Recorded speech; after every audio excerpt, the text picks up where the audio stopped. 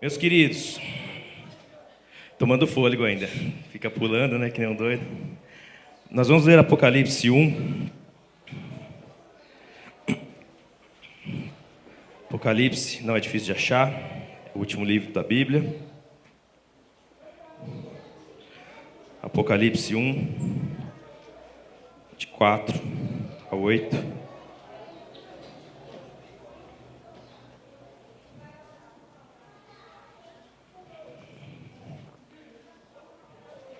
Diz assim: João, às 7 igrejas da província da Ásia, a vocês, graça e paz da parte daquele que é, que era e que há de vir, dos 7 espíritos que estão diante do seu trono e de Jesus Cristo, que é a testemunha fiel, o primogênito dentre os mortos e o soberano dos reis da terra. Ele nos ama e nos libertou dos nossos pecados, por meio do seu sangue, e nos constituiu reino e sacerdotes para servir a seu Deus e Pai. A Ele sejam glória, poder para todos sempre. Amém. Eis que Ele vem com as nuvens, e todo olho verá, até mesmo aqueles que os traspassaram, e todos os povos da terra se lamentarão por causa dele. Eu sou o Alfa e o Ômega, diz o Senhor Deus, o que é, o que era, o que há de vir, o Todo-Poderoso. Amém? Quando a gente ouve Apocalipse, dá um arrepio, fala assim: Apocalipse, fim do mundo, né? Não é, gente. Apocalipse, se você quiser apresentar, por favor, por lá. O Apocalipse é, na verdade, a tradução para revelação. Então, o Apocalipse nada mais é do que a revelação. Tem um menino aí com o ouvido, né? Quem tem ouvido, ouça o que o Espírito diz às igrejas. Amém? Quem tem ouvidos, ouça o que o Espírito diz às igrejas. O Apocalipse é um livro que foi escrito por João. E ele foi escrito mais ou menos 64, 65, entre 64 e 70 anos depois de Cristo. Esse João é o mesmo que escreveu as 3 cartas de João. E é o João do amor, o apóstolo do amor. Ele que escreveu também o Evangelho de João. Então ele escreveu 5 livros na Bíblia. E João, ele foi uma pessoa muito especial. Então ele foi uma pessoa muito amada.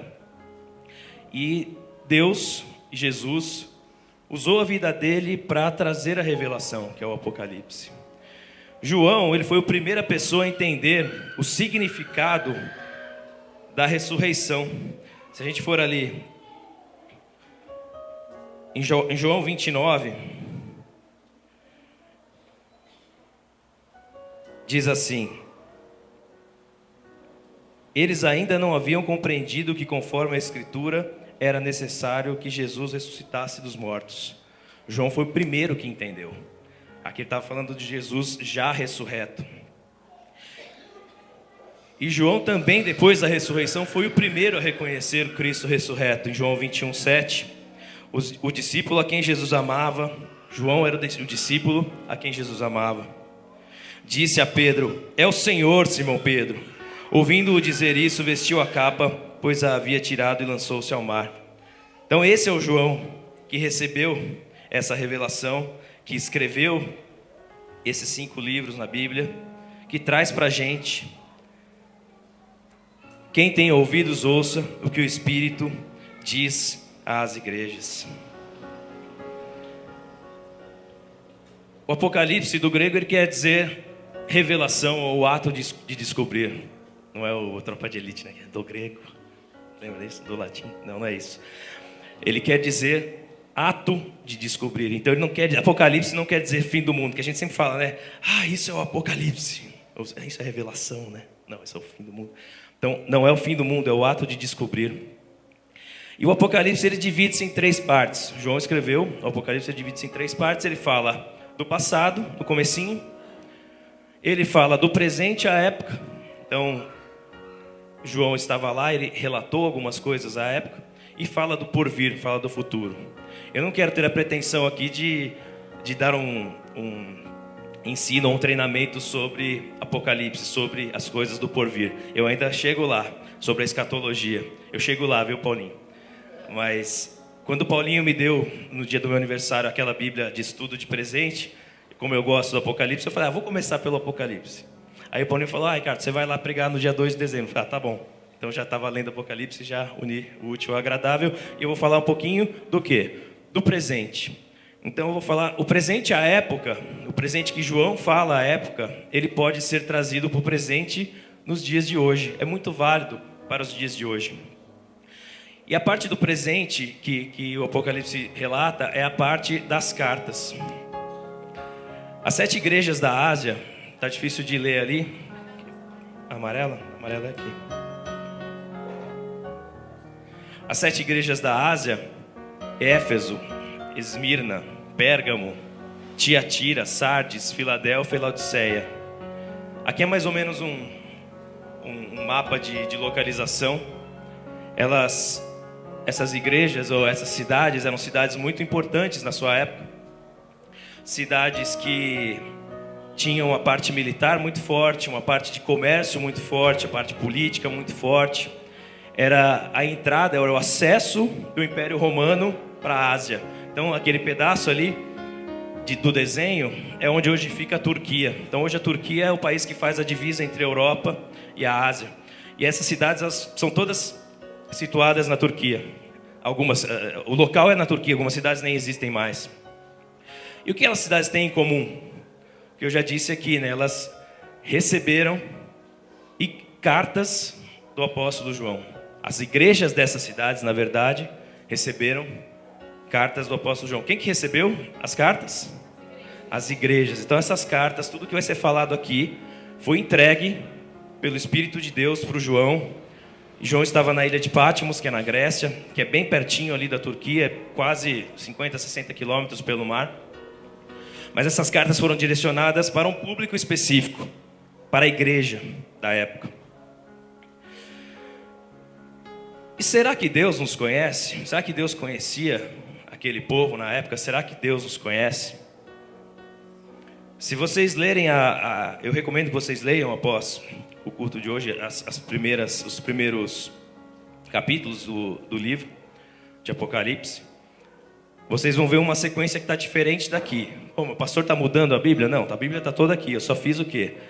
Assim, a gente trabalha com sistemas, a gente trabalha com situação estruturada, né? Eu estava lendo a Bíblia assim, eu li o primeiro capítulo, a primeira carta, a segunda carta, a terceira carta, eu falei, peraí, tem uma estrutura lógica isso aqui. E como é que é essa estrutura lógica? A estrutura lógica é assim. Deus fala no começo de cada uma dessas cartas, para essas 7 igrejas, que Ele conhece as nossas obras. E aqui eu trouxe os versículos de cada uma dessas cartas, do início de cada uma dessas cartas. Apocalipse 2, 2, 3 é a primeira carta, a primeira cidade. Conheço as suas obras e o teu trabalho e a tua paciência, e que não podes sofrer os maus. E puseste à prova os que dizem ser apóstolos e o não são. E tu os achastes mentirosos, e sofreste, e tem paciência, e trabalhaste pelo meu nome, e não te cansaste. Essa foi a primeira revelação de Deus falando sobre aquela cidade específica. Para a segunda cidade, não temas, Apocalipse 2:10, das coisas que hás de padecer. Eis que o diabo lançará alguns de vós na prisão, para que sejais tentados, e tereis uma tribulação de 10 dias. Sê fiel até a morte, e dar-te-ei a coroa da vida. E assim com as demais, conheço as tuas obras, sempre começa assim, e onde habitas, que é onde está o trono de Satanás, retens meu nome e não negaste a minha fé, ainda nos dias de Antipas, minha fiel testemunha, o qual foi morto entre vós, onde Satanás habita. Apocalipse 2:13, em 2:19, eu conheço as tuas obras, e o teu amor, o teu serviço, a tua fé, a tua paciência, e que as suas últimas obras são mais do que as primeiras. E continua, conheço as tuas obras, que tens nome de que vives e está morto. Mas também tens em Sardes algumas poucas pessoas que não contaminaram suas vestes e comigo andarão de branco, porquanto são dignas disso. Você vê que Deus vai falando, vai revelando situações, Ele vai falando que Ele conhece as suas obras. E Deus fala para você essa manhã: eu conheço as tuas obras, eu sei o que você tem feito, eu sei o teu esforço, eu conheço tudo aquilo que você pensa, eu conheço as tuas obras. Ele ainda continua: conheço as tuas obras, eis que diante de ti pus uma porta aberta e ninguém pode fechar. Tendo pouca força, guardaste a minha palavra e não negaste o meu nome. Glória a Deus. E para a última: conheço as tuas obras, que nem és frio nem é quente. Quem deras fosse frio e quente. Mas será que Deus nos conhece mesmo? Ele só conhece as nossas obras, pastor Paulinho? Ou ele sabe que eu fui lá no futebol e fiz 2 gols? Não, estou brincando, Paulinho. Ele falou assim: você não vai falar isso, né? Eu falei: eu vou. Adriano, obrigado pelo passe do 2º gol, viu? Um passe de calcanhar lindo. Deus nos conhece mesmo. Deus nos conhece mesmo. E Ele conhece inclusive os nossos pontos fracos. Quem tem ponto fraco aqui, levanta a mão. Que bom que você não é mentiroso.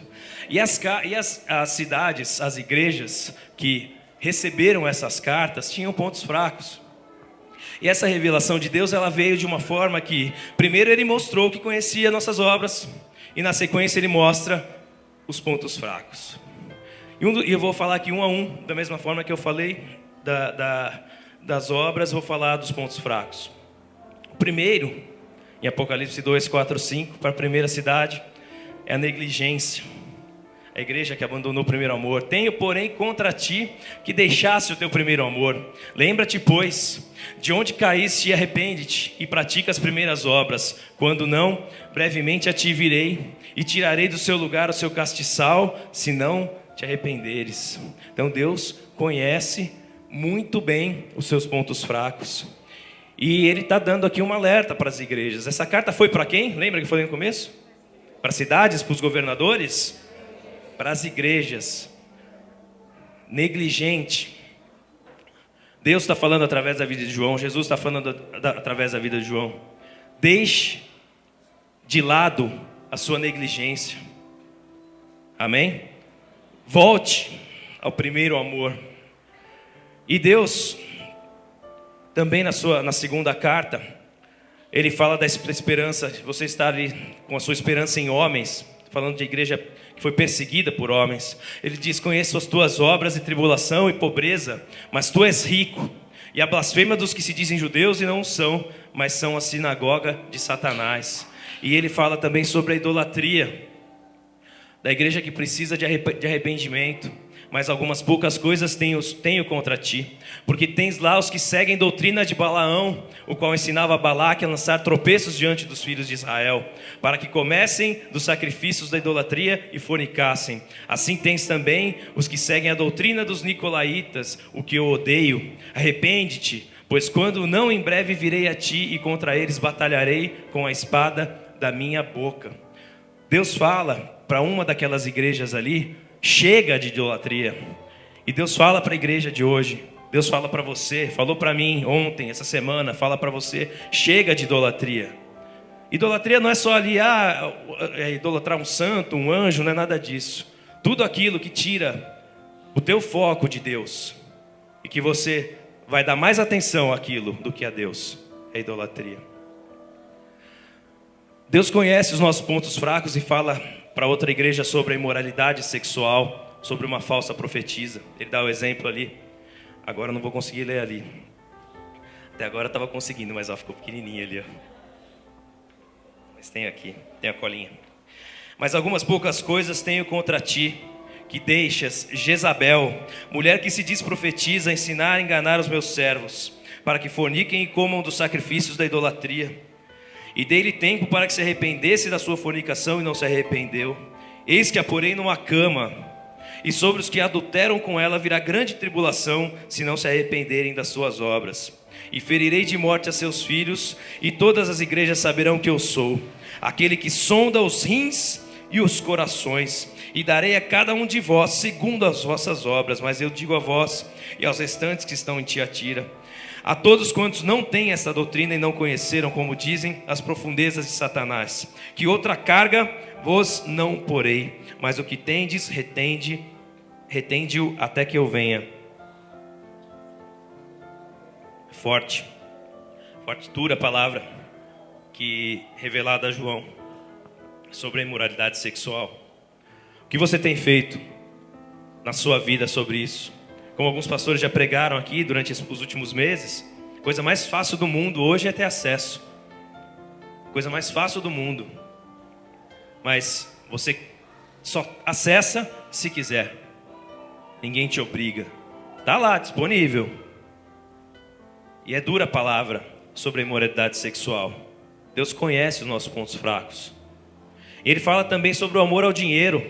Como eu falei no começo, essas cidades, algumas delas eram cidades muito ricas, ali na Ásia Menor, onde é a Turquia hoje. Eram cidades de acesso por mar, quem vinha da Europa, à Ásia. E Apocalipse 3, 2, 3, ser vigilante, confirma os restantes que estavam para morrer, porque não achei as tuas obras perfeitas diante de Deus.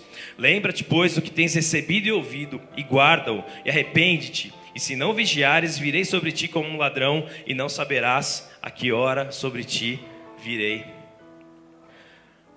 Tinha uma igreja que não tinha aqueles tantos defeitos, mas era uma igreja sofrida. Então Deus dá aquela palavra de encorajamento: eis que eu farei aos da sinagoga de Satanás, aos que se dizem judeus e não são, mas mentem. Eis que eu farei que venham e adorem prostrados aos teus pés, e saibam que eu te amo. As palavras são duras. A palavra sobre soberba também ficou pequenininho.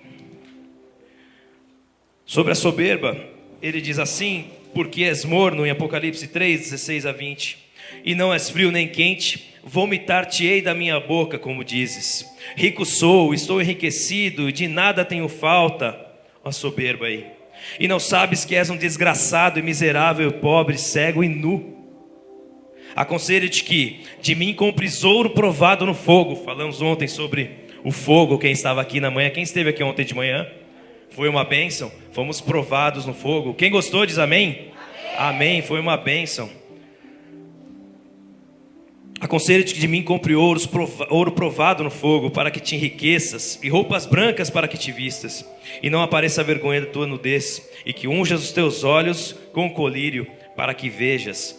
Eu repreendo e castigo a todos quanto amo. Sê, pois, veloso e arrepende-te, eis que estou à porta e bato.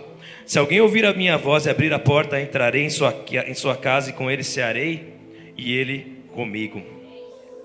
Glória a Deus. Glória a Deus. Mas Ele conhece a gente demais. Demais. Faz assim o Vzinho da vitória. Agora faz com fogo, que nem na foto. Não dá não faz não, brincadeira. Ele nos conhece tanto que Ele nos deixou mensagens de vitória. Nessas mesmas cartas, depois Ele falar das nossas obras, depois Ele dar aquela dura para a gente reconhecer aonde a gente está errando, aonde a gente está pecando. Ele nos deixa palavras, mensagens de vitória. E a primeira mensagem de vitória de Cristo para nós, Ele diz: ao vencedor darei o direito de comer a árvore da vida que está no paraíso de Deus. Amém? Quem quer comer da árvore da vida que está no paraíso de Deus? Amém?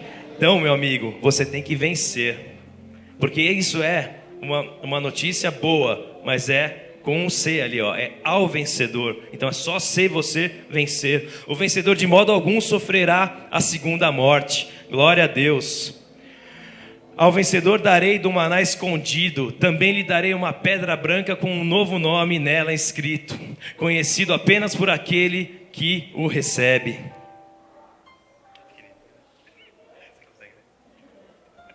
Acho que está escrito isso, pelo menos. É sim, é isso mesmo. Aquele que vencer e fizer minha vontade até o fim, darei autoridade sobre nações. Glória a Deus. Ele as governará com cetro de ferro e as despedaçará como um vaso de barro. Eu lhe darei a mesma autoridade que recebi de meu Pai, diz o Senhor Jesus. Também lhe darei a estrela da manhã. O vencedor será igualmente vestido de branco. Jamais apagarei o seu nome do livro da vida, mas o reconhecerei diante do meu Pai e dos seus anjos. Amém? Glória a Deus. Qual é a sétima mensagem de vitória? É essa. Agora é a sétima. É a sexta. Farei do vencedor uma coluna do santuário do meu Deus, e dali ele jamais sairá. Escreverei nele o nome do meu Deus e o nome da cidade do meu Deus, a nova Jerusalém, que desce dos céus da parte de Deus, e também escreverei nele o meu novo nome. Vejam que mensagens de glória, de bênçãos para quem vencer. E agora sim, a sétima: ao vencedor darei o direito de sentar-se comigo em meu trono, assim como eu também venci e sentei-me com meu Pai em seu trono. Glória a Deus, glória a Deus. O Senhor é maravilhoso, aleluia. Oh meu Deus. Meu querido, eu tenho uma mensagem para você, ela é muito importante. Essa carta aqui, ela foi entregue aos pastores das igrejas daquela época. Vejam que conhecia suas obras, falava sobre os defeitos e dava uma mensagem de vitória.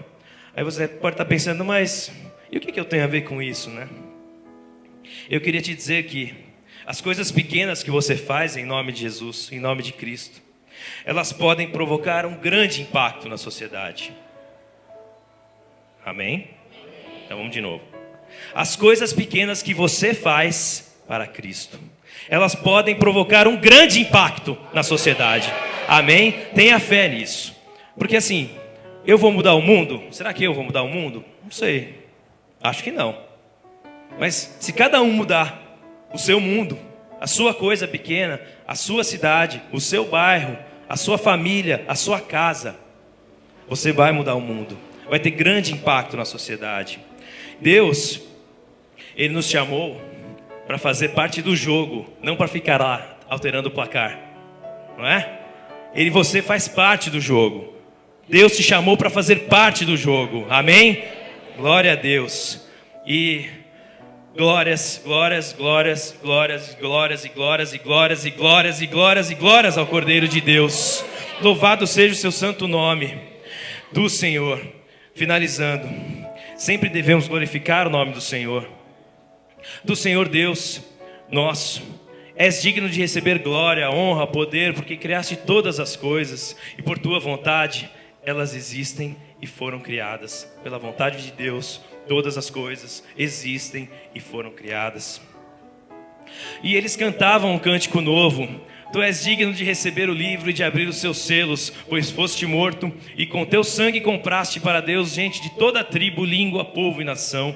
Tu os constituíste reino e sacerdotes para o nosso Deus, e eles reinarão sobre a terra. E cantavam em alta voz: Digno é o Cordeiro que foi morto de receber poder, riqueza, sabedoria, força, honra, glória e louvor. Em alta voz eles cantavam. Depois ouvi todas essas criaturas existentes no céu, na terra, debaixo da terra, no mar e tudo que neles há, que diziam: Aquele que está sentado no trono e ao Cordeiro sejam o louvor, a honra, a glória e o poder para todos sempre. Amém. Glória a Deus. Louvado seja o seu santo nome. Honra e glória sejam dados a ti, Senhor. Tu és maravilhoso, digno de receber todo o louvor, toda a honra, toda a glória e todo o poder. Amém. Amém.